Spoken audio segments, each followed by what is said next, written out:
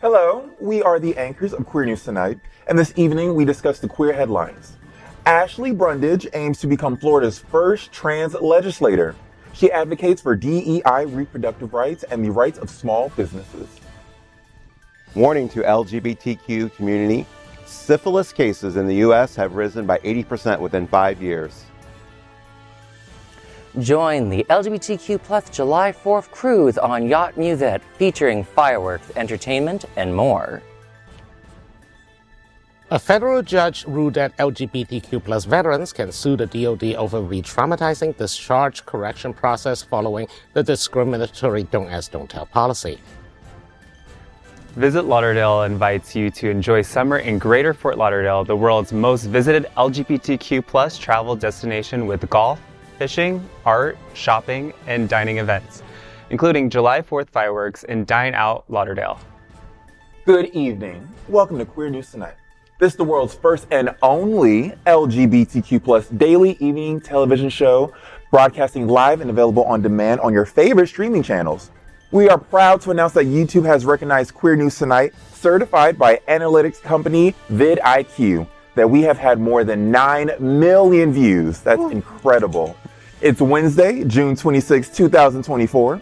We are live and literally out of the closet and into the headlines. So many of your important stories we're going to tell this evening on Queer News Tonight.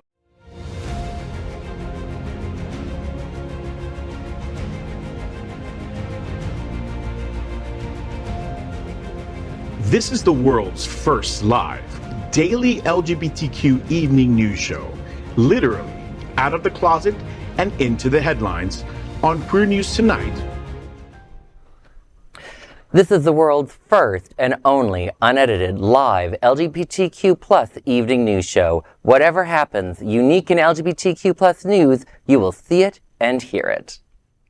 Hotspots Magazine, Happening Out Television Network, is a nonprofit 501c3 media company in the same model of PBS and NPR, but designed for the LGBTQ plus community. Our mission is to support the 11 pillars of our LGBTQ plus community.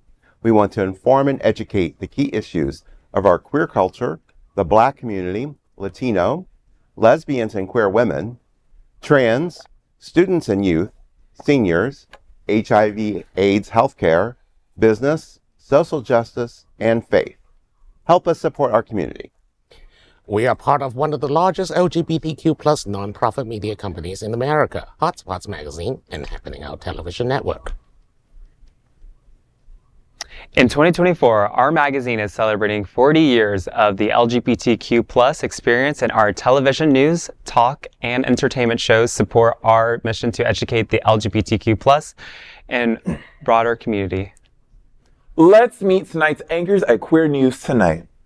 First off, we're going to start with my new best friend, Alex Morash. Alex has written for The Advocate and served as editor-in-chief of Options Magazine. He has also served as the media director of the National LGBTQ Task Force and press secretary for the Florida Democratic Party. Welcome, Alex. Why, thank you for having me. It's so fun to be here tonight. You know, I know viewers were told yesterday that, like, my boyfriend Gil Prance was going to be at the White House, and today he is at the White House, and we got some great photos from that with fully rainbowed the columns, and I'm just really excited to see what's going on. Cool. That's what I call a humble brag. Welcome. Yes. He didn't bring me, though. He made a right decision. Let's welcome Vaughn Biggs, Broward County HIV Health Services Planning Council's vice chair and disruptive advocate, challenging outdated perceptions and fighting for HIV/AIDS rights. As Holy Cross Health's community outreach coordinator, Vaughn smashes stigma through innovative campaigns and social media. Vaughn, Holy Cross will be at the Eagle on July 11th, providing vaccines along with free HIV self-testing kits from OraSure Technologies. Tell me, what's happening? Well, we typically go to the Eagle about every other month. So July is our month we're going to be there. We obviously set up shop in the Bear Cave in the back of the Eagle, so people have a private space to come to get their vaccines. And so we provide Mpox, we provide hepatitis, meningitis, and COVID vaccines. We do flu when it's in season, but right now it's not. So, and then HIV self-test kits. So we provide a lot of self-kits to the community so they can test for HIV in their home or wherever they want to test at. Okay, Vaughn, quick question, because you're going to be the right person to ask. There was a recent Mpox scare earlier this year, which actually prompted me to get what I think was called a booster shot of the Mpox vaccine. What is your thoughts on that?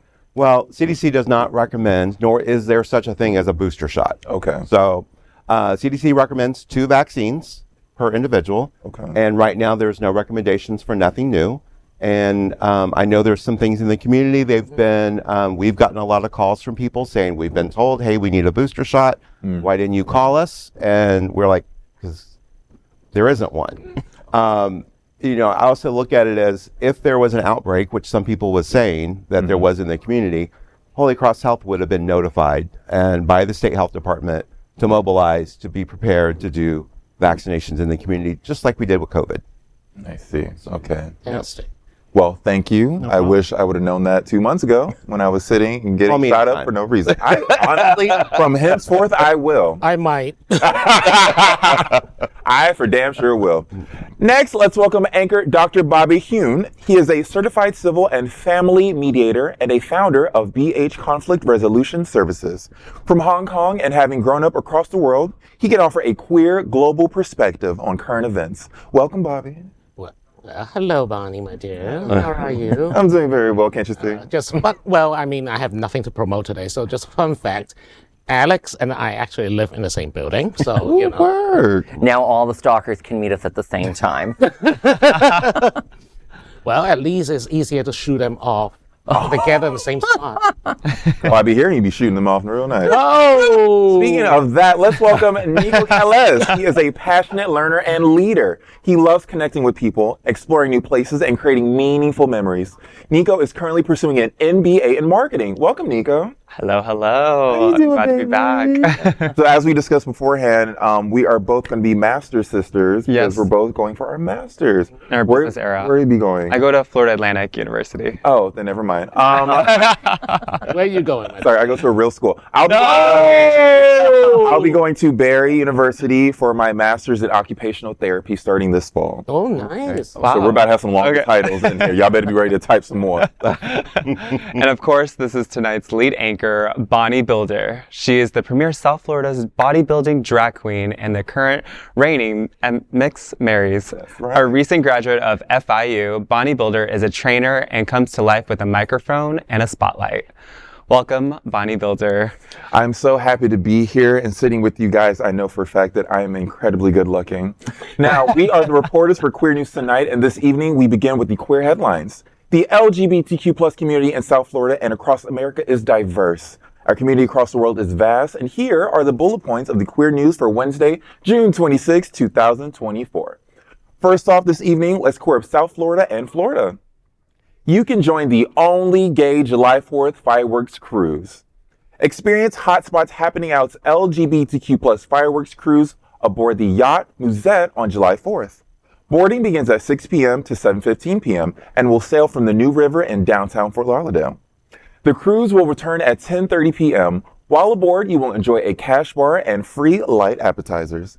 The fireworks cruise celebrates America's 248th birthday. The cruise will move to the Intercoastal Waterway for an amazing view of Fort Lauderdale's giant fireworks show. There will be onboard entertainment. This is a very rare LGBTQ plus July 4th fireworks cruise and the only one in Florida. Nearly 400 guests are expected. Tickets are just $45 until June 30th, and then they are $60 starting July 1st, if available. In 2023, Hotspot's Happening Out introduced this fun LGBTQ plus event that was completely sold out. So you want to get your tickets today. For further details about the cruise and more, visit hotspotsmagazine.com. Now, this sounds incredible, and like I just mentioned, I've never heard of anything like this. Back in the day, in the hood that I grew up in, you had to go to the backyard and not get shot by the bullets. That was 4th of July. But to go to this incredible environment on this beautiful cruise ship and just sail away with all your gay-ass friends wearing something frilly and fruity and just like floating in the breeze, that's going to be actually one of the best things I can think of. I need to wear one of your outfits. Oh, honey. You'll need to wear two. Okay. Well, actually, I think it's the same boat. My husband, who works in real estate, actually, his agency is brokerage. I think chartered the same boat for a holiday cruise a couple of years ago. I think it was like Christmas. And so I was stuck on a boat with 300 realtors trying to wildly guess the valuation of every waterfront property up in the canoe. So much fun. Yes. I feel like this cruise will be a little bit more delightful. Yeah, because this one will have DJs and go-go boys. Right. Yeah. Specifically DJ Adam. Go boys, you say. Yes, I do think. I won't be one of them. Okay. Next, let's queer up health. Urgent warning to the gay community as STIs are an out-of-control crisis. The United States is grappling with an alarming surge in syphilis cases, which have increased by 80% over the past 5 years. According to the Centers for Disease Control and Prevention, CDC, more than 2.5 million cases of chlamydia, gonorrhea, and syphilis were reported in 2022, highlighting an escalating sexually transmitted infections crisis. CDC Director for STD Prevention, Laura Bachman, emphasized the need for immediate intervention, noting a significant rise in primary and secondary syphilis, the disease's most infectious stages. Bachman revealed that the cases of primary and secondary syphilis increased 10% in 2022 alone and 68% since 2018. Although curable with antibiotics, syphilis poses a severe risk to babies who contract congenital syphilis during pregnancy at birth. Over the past decade, rates have surged by 937%, a figure Bachman described as alarming. The data showed that American Indian and Alaska Native people experienced the highest rate of congenital syphilis, while Black and African American peoples accounted for nearly 30% of the cases in 2022. The report revealed a staggering 183.4% increase in congenital syphilis cases over the past 5 years and nearly a 31% rise from 21 to 22. The medical alarm particularly urgent for the LGBTQ community, as studies show that with a wider acceptance of PrEP, the use of condoms among the gay community has decreased dramatically. The National Coalition for STD Directors has labeled the U.S. STI epidemic as, quote, out of control, end quote. Okay, well, first there's two stories here. One is dealing with congenital syphilis, and there's a lot of headway being made, especially down here in Florida, and that is anybody who comes in pregnant needs to be tested for syphilis, not just initially, it's throughout the pregnancy. On top of that, yes, our STI rates are increasing, both in the heterosexual community and in the gay community. So we have to do better. Our hospitals need to do better for testing. We need to standardize, and we need to have an approach that can easily talk about it. We shouldn't be embarrassed to talk about, okay, yeah, we had sex over the weekend and something might have happened. And it's okay to talk to your medical provider about it. And I think that we can do much better as medical providers, hospitals, to normalize the conversation and consistently push to get tested. That is very true. I will say a call to action to our community.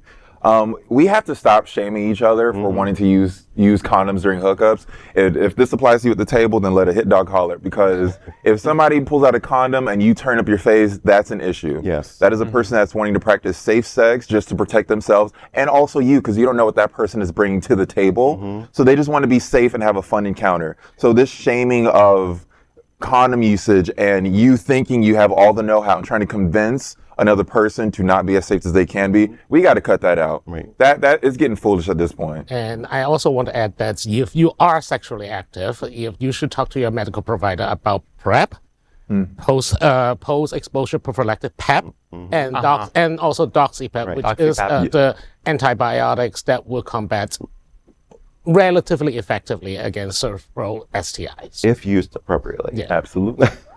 Speaking of, sorry, I don't mean to cut you off.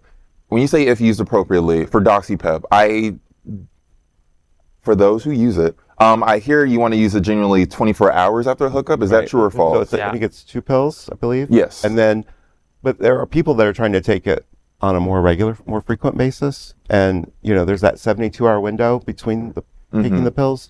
So it's a matter of,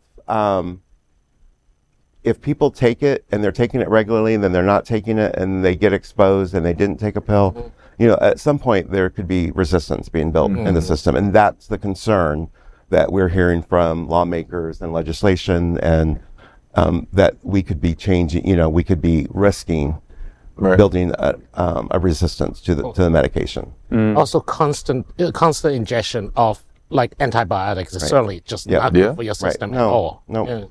Not what they were meant for. That's right, because my husband's a pharmacist, and he is aware of cases where people who take DoxyPep, they start building an immunity to it, right? And they are conflicted with another ailment, which DoxyPep, that ingredients would be used for, but they can't use that medication because they built up an immunity to it. Right. So that's something we also have to be careful of, being gluttonous with all these pills. It comes to talking to your physician again, talking to your medical providers, get an understanding of what needs to happen if you have a sexual encounter and you're like, hey, I need something. It's a simple phone call. Right. It really is. If you slice your thumb, you need a Band-Aid. Right. If you suck a peen, you need a pill. Hello. There we go. There we go. On that note. Next, let's queer up politics. Will Ashley Brundage make history as Florida's first trans state elected official?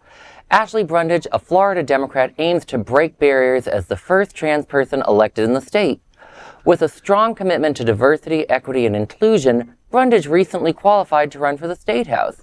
If successful in the August 20 primary, she seeks to champion DEI in Florida's city capital.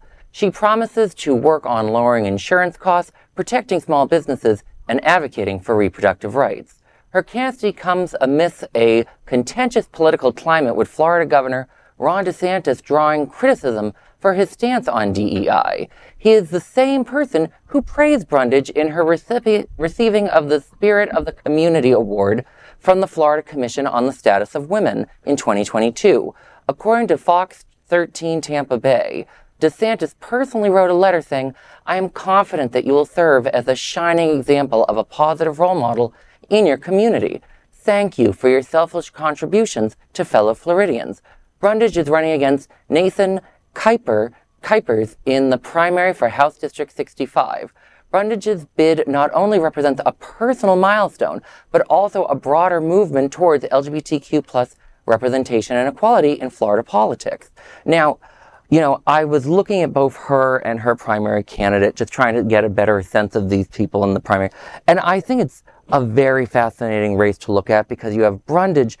She's definitely representing an upper class, white, educated platform. She is talking about small businesses. As someone who's talked to Democratic lawmakers up and down the East Coast, I find when a Democrat said they talk about small businesses, they're not actually saying that they would do anything to help deal with regulations or streamline the process. They just use it to say why they're not going to work or vote on favor of workers' rights or raising the minimum wage. So I always, whenever I hear that from a Democrat, I'm like, whoa, why are you saying that? Yeah. So that was my first concern. She also has a history working for big banks in the finance sector. And her opponent went to the University of Tampa, which is in the district. And he's talking about rents and cost of living, which is the top concern for marginalized people, including Black people, Latinos, LGBTQ people. Those issues I know will resonate more with college students and younger people and more working class voters. So it'll be interesting to see, and I think it'll show that, diversity is very important, but you also have to bring policies to the table that are really going to say something. Right. And we're going to maybe see that in August. Well, I think, DeSantis' stance on DEI is not favorable in this state at all. So I do feel like she has an uphill battle, because even though he has supported her in a letter, made wonderful comments, at the end of the day, he does not support DEI. Also, that's not going to help her in a Democratic primary. Exactly. Yeah. Also, let's face it, Ron DeSantis did not write a letter. Ron DeSantis basically has some write a letter, or ChatGPT it, sign it. He probably doesn't know that Audrey is a trans woman, because obviously in 2022 they were already on the warpath on anti-trans initiatives. Yep. She just, she's an honoree of this governor, signed this thing. Yeah, that's all. Though another positive, both her and her opponent are doing a lot on social media around LGBT community issues. I saw he was doing, I was like, is he also part of the community? I'm not entirely sure. Like, we have to double check that. Like, I think that is a big positive step as well for us. He's a cute bear, though. Can we bring that back? Bring that picture back up again? I didn't want to say it, but No, he is a cute bear. See? He's cute. they got one good picture of him. You lucky you got one good picture out there. All right, since you talking, Bobby. Oh, okay, fine. Next, let's clear up the courts. Federal judge advances LGBTQ plus veterans lawsuits against the Pentagon. A federal judge in California has ruled that a lawsuit brought by LGBTQ plus veterans against the Department of Defense will proceed, marking a significant victory for those affected by the discriminatory don't ask, don't tell policy of the 1990s. U.S. Magistrate Judge Joseph Spiro's decision allows plaintiffs to argue that correcting their discharge papers is a lengthy and re-traumatizing process. The lawsuit, filed in the Northern District of California, contends that LGBTQ plus veterans discharged under DADT face violations of their constitutional rights to equal protection and due process. The plaintiffs seek to compel the Defense Department to proactively update the discharge statuses of LGBTQ plus veterans, eliminating the need for them to navigate the complex and often painful process. During Pride Month, lawyers for the plaintiffs hailed the ruling as a step toward rectifying past injustices. The class action highlights the struggles of veterans unfairly labeled with less than honorable discharges, which can block access to vital benefits such as healthcare, loans, job opportunities, and tuition assistance. While the Pentagon claims that an existing discharge upgrade procedure involves a simple 2-page application, Spiro noted that the process might need revision to avoid discrimination. The plaintiffs argue that the process is opaque and burdensome, frequently requiring legal assistance and forcing veterans to relive traumatic experiences. The case, Farrow versus U.S. DOD, aims to address systemic issues by ensuring all veterans discharged under the discriminatory policies receive the honorable discharges they deserve. How about, here's an idea. DOD, the U.S. government loves their databases. They have data on data and data. They spy on us for data. They collect our data. Everything is about data. How about just pull up the entire list of veterans that got discharged under Don't Ask, Don't Tell during that time period, literally just upgrade all of them to honorable discharge and just send a letter to everyone. For sure. Yeah. You know, problems Why solved. wait Instead till of Pride asking, Month? Yeah. we shouldn't be the ones who are proactively asking the government to change something when the government is the one who wants to initiate the change. Right. It was really shocking to read this story, given that you would think the incumbent president, the White House, would handle it. You know, the White House can tell the Department of Defense secretary to handle it, and they would. And I'm like, where's the White House on this? And also, no offense to former President Obama, why didn't he fix it when he first signed it into law? Like, the first thing we're going to do is proactively remove all of these discharges. Like, Well, no. this is an easy win for an elected official to do. It's one of those bureaucratic things that like somehow just become a thing. For example, I mean, in Britain they do it too. They issue pardons for all the soldiers convicted of sodomy in the past, and but you still have to go submit a form, wait 1,000 years. I mean, these people don't. I mean, look, DADT is around. It has been around until fairly recently, so the victims are not exactly at death's door. But still, you're still taking away these precious opportunities that they otherwise could not have had. Yeah, and it's very pandering that they're waiting till Pride Month to do all of this. They could have started to get under I this. think this is just. I think this coincides. I think the case just coincides with Pride Month. This has nothing to do with it. Oh, okay. Our later Lucky story, coinkadink. but our later, there's a story later on in the show that's going to be addressing that. Ooh. Next, let's queer up travel. Visit Lauderdale invites you for a cool summer. Visit Lauderdale offers a variety of summer adventures for every type of traveler. Golf enthusiasts can tee off at the Eagle Trace Golf Club and Hollywood Beach Golf Club. Thrill seekers can try deep sea fishing and cook their catch at the Rusty Hook Tavern. For a more relaxed day, you can hop on the water taxi or bike ride along the 2.5-mile Hollywood Beach Boardwalk. Art lovers can explore the Miramar Cultural Center, Downtown Hollywood Mural Project, and Broward Center for the Performing Arts. Shoppers can visit Gallery of Fort Lauderdale and Sawgrass Mills. In July, don't miss the 4th of July fireworks and Flockfest celebration. Food lovers can indulge and visit Lauderdale's annual Dine Out Lauderdale from August 1st to September 30th throughout Greater Fort Lauderdale. Whether you're into sports, art, shopping, or food, Visit Lauderdale has something special for your summer.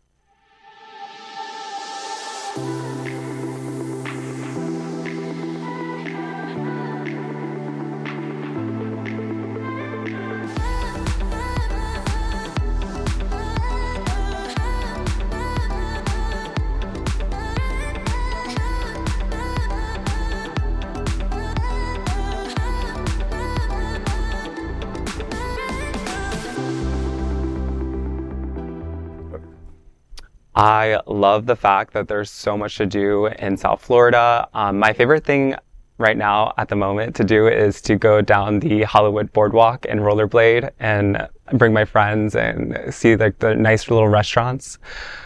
Look, you're a better man than me because I'm committed to staying under air conditioning at all times. So, for me, my recommendation would be the Art Museum, Fort Lauderdale. I do not know why it wasn't listed there. There's shows, there's Broadway shows that's going on right now, the Broward Center for Performing Arts and Restaurant Month. I'm just going to be all over that thing.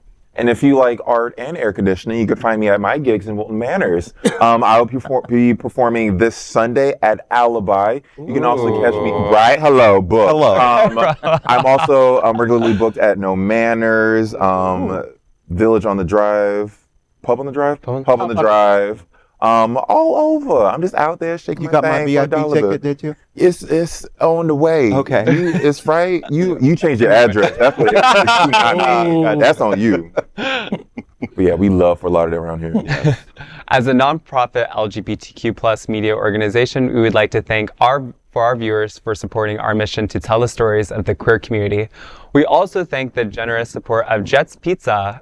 Jets is the LGBTQ plus community's most popular pizza in South Florida. Take a look around these streets. Do you really think we woke up one day and said, yeah, the world needs more pizza? Nah, just a better one. Better, like the world's best pizza, Jets Detroit-style pizza. Hand-pressed and baked to the thickest, crispiest crunch. You're welcome. Now visit jetspizza.com and save. Click on hot deals for special offers in your area. Jets, better because it has to be.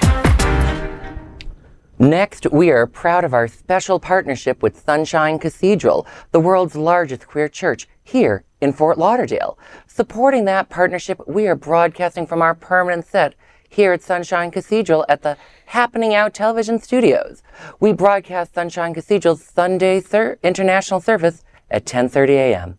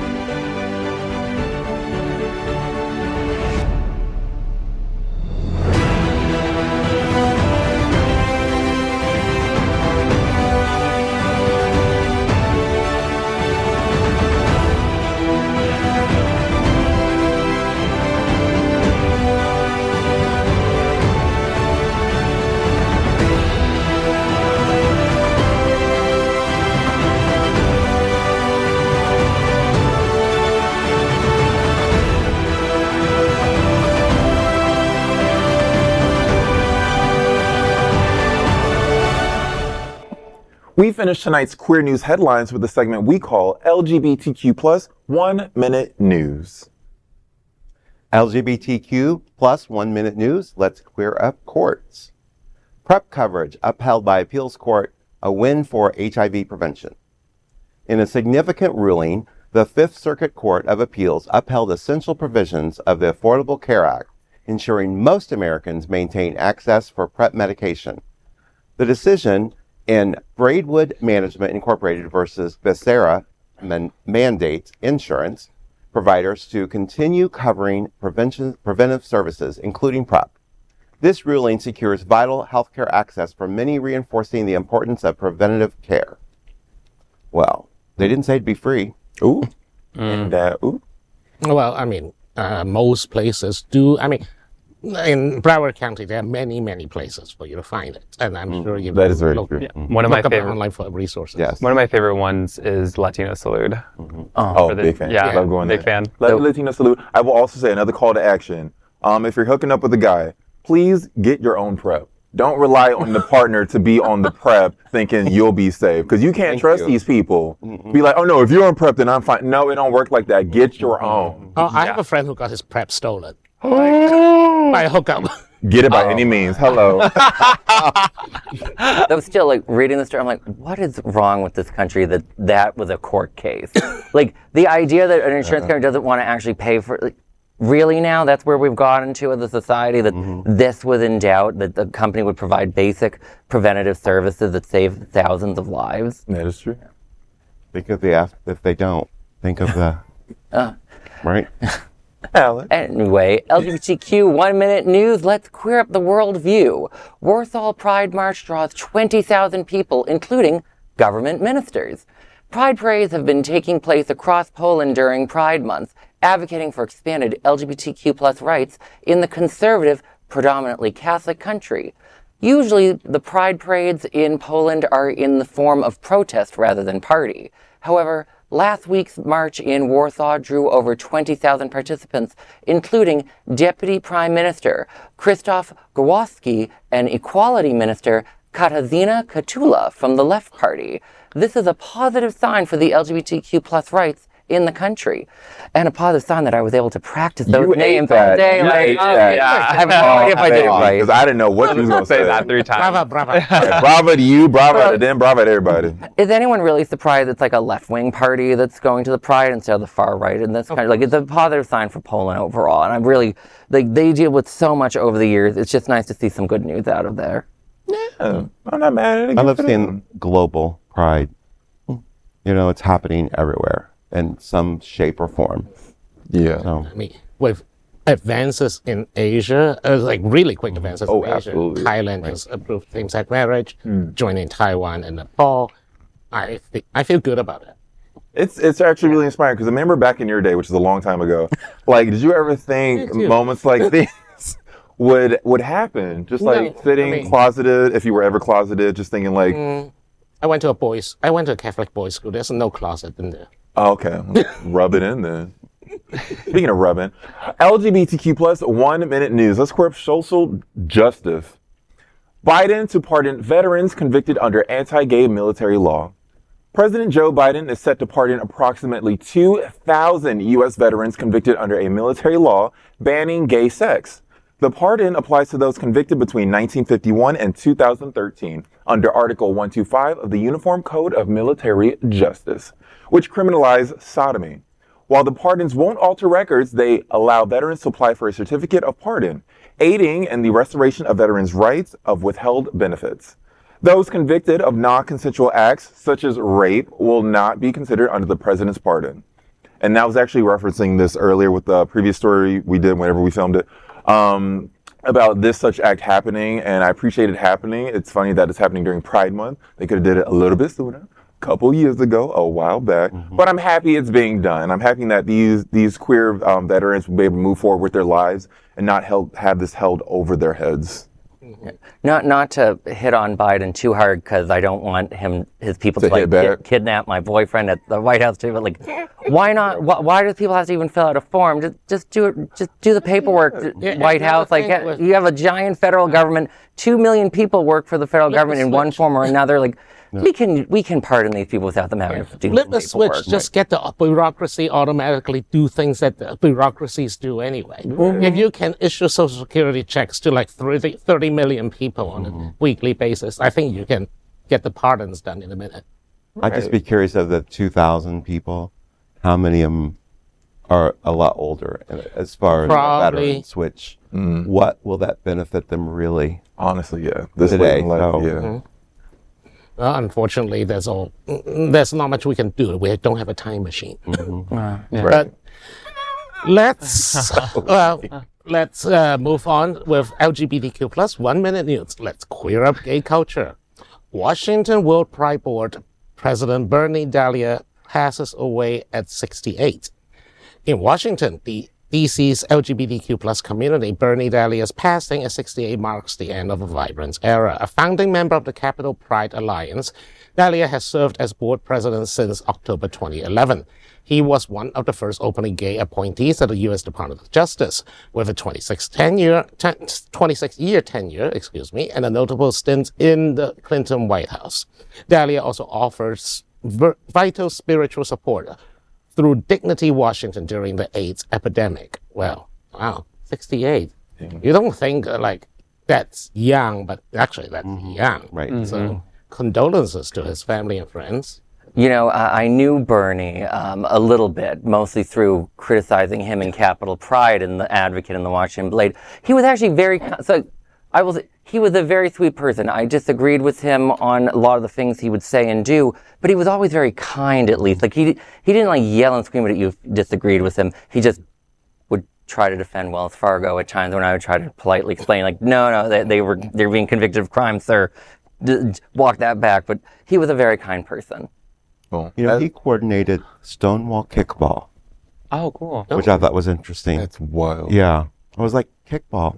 Bring that back. A sport. DC Stonewall Kickball is really fun. Yeah. Actually, there are multiple kickball leagues down here under the Rainbow Sports League banner. So, check them out. Okay. Since you interested, I will say this: with his passing, I'm sure that he has inspired a legion of queer people to step up and get more involved in politics. To have somebody, a gay man, to be in that sort of position had inspired many, many people. So he did not die in vain. I'm sure he died with people surrounding him with love and care, I would hope. Rest in peace to you, and also condolences to all your loved ones, and also to all the people that you've inspired. We're going to make this a better place. So thank you for all you've done. LGBTQ plus 1 minute news. Let's queer up the worldview. Jewish LGBTQ groups will skip London Pride over safety concerns. Jewish LGBTQ group Keshet UK, along with gay Jews in London and parents of Jewish gays and lesbians, have decided not to participate in Pride in London on June 29 due to safety concerns. Instead, they will host a Pride picnic. Keshet UK's withdrawal follows a June 12th Instagram post by Pride in London addressing the devastating war and genocide in Gaza.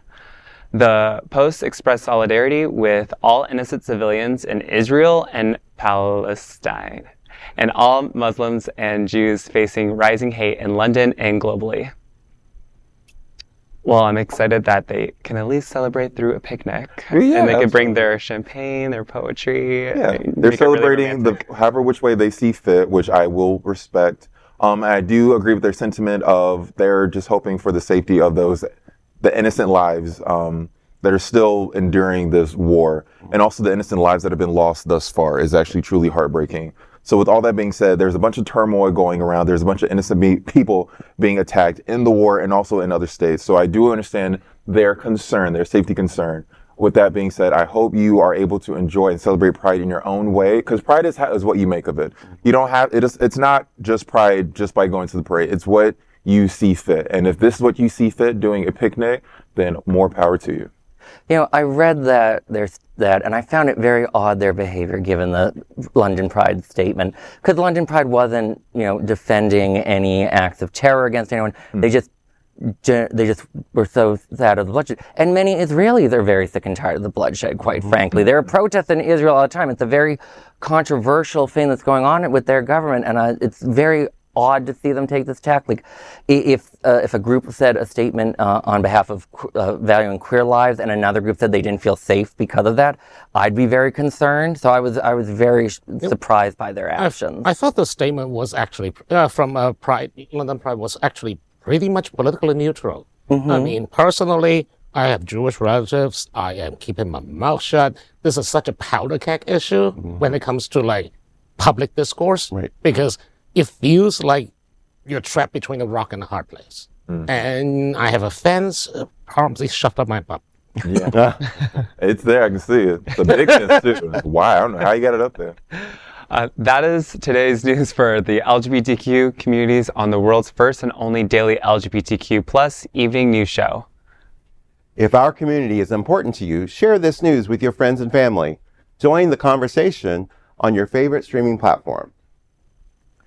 Queer News Tonight is the only live LGBTQ plus digital television show in the world that is out of the closet and into the headlines. We need your support. If our community is to grow, we must tell our stories and bring them to the attention of the broader world.